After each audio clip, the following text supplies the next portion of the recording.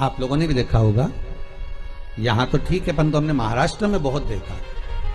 महाराज कई कई गांव में तुलसी के क्यारे के नीचे शंकर जी को रखते हैं।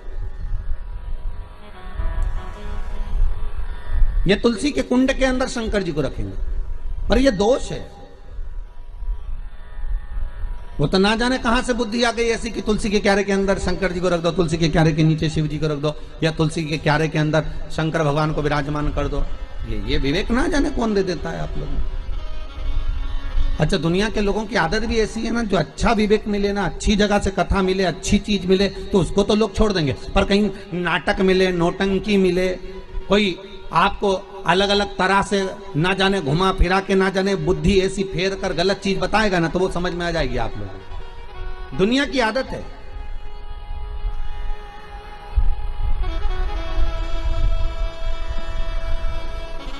अरे जरा सा गलत देखने पर अश्वत्थामा की बुद्धि फिर सकती है। रात्रि के समय पर अश्वत्थामा बैठे हुए थे,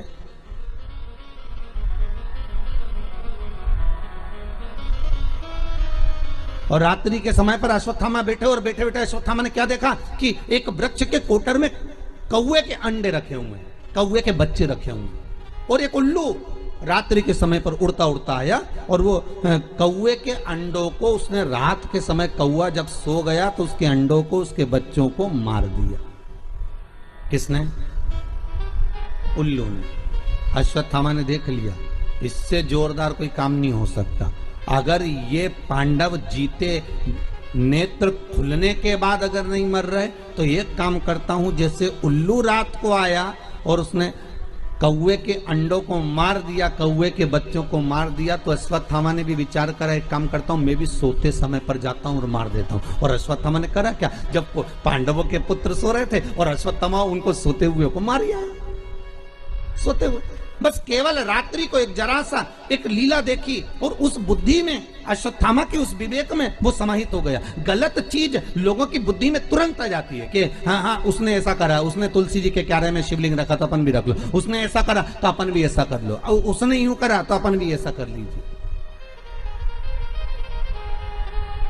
पर शंकर की कथा करें नहीं भाई, ये थोड़ा वंचिता होना चाहिए। महाराज जो शास्त्र सम्मत हो उसका स्मरण करना चाहिए।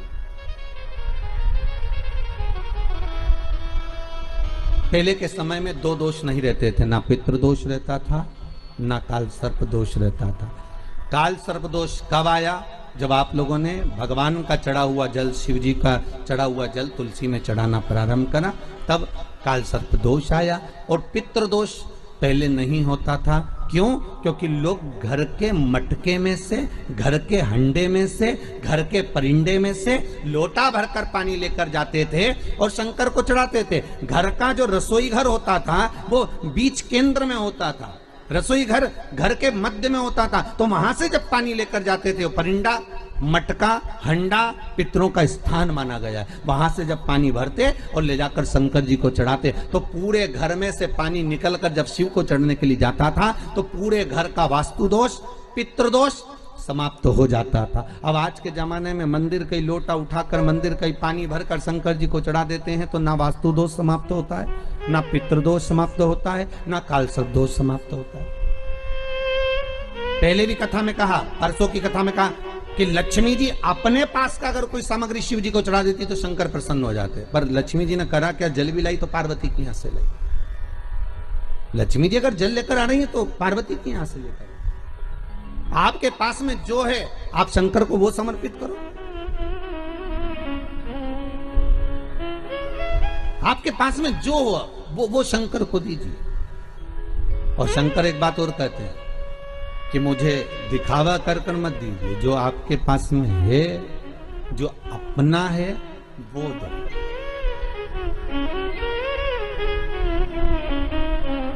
और जो श्रेष्ठ हो, श्रेष्ठ,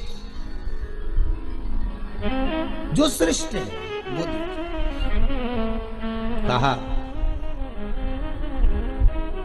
मात्र एक चावल का दाना, कितना? जम के बोलिए। एक चावल का दाना शंकर जी को चढ़ाओ, पर आखा चढ़ाओ। कैसा चढ़ाना है? आखा मतलब खंडित नहीं होना चाहिए। एक बेलपत्र शिव जी को चढ़ाओ, पर आखी चढ़ाओ। 4 दिन में आज हमारा दिल बड़ा खुश है। 5वें दिन उसका एक कारण है। 5 दिन से 4 दिन से शंकर जी पे जो बेलपत्र चढ़ रही थी पोथी पर, वो सब जजमान जो तोड़ कर दे देते थे, खंडी टूटी फूटी सब चढ़ जाती।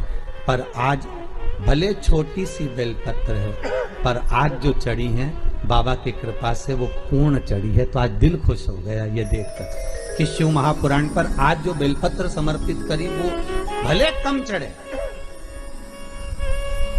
भले कम चढ़ा, एक चावल का दाना चढ़ा पर आखा चढ़ा।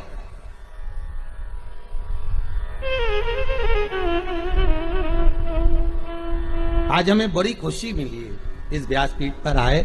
जब बेलपत्री थोड़ी सी हाथ में आई तो देखा कि भले छोटी सी है पर सुंदर कितनी है। आज बाबा इसको अंगीकार करेंगे, स्वीकारेंगे। शिव महापुराण की पोथी नहीं होती महाराज। 7 दिन, 9 दिन, 5 दिन, जितने दिन तक शिव महापुराण जिस जगह पर रखी रहती है, जिस कुल में, जिस परिवार में, जिस भाव में रखी रहती है, वहां पर ये 12 ज्योतिर्लिंग 7 दिन के लिए विराजमान होते हैं। उस पर चढ़ाई गई बेलपत्री का फल 12 ज्योतिर्लिंग पर चढ़ाई गई बेलपत्री के फल के बराबर होता है। 12 बेल ज्योतिर्लिंग के बराबर है। उसका फल एक आनंदी।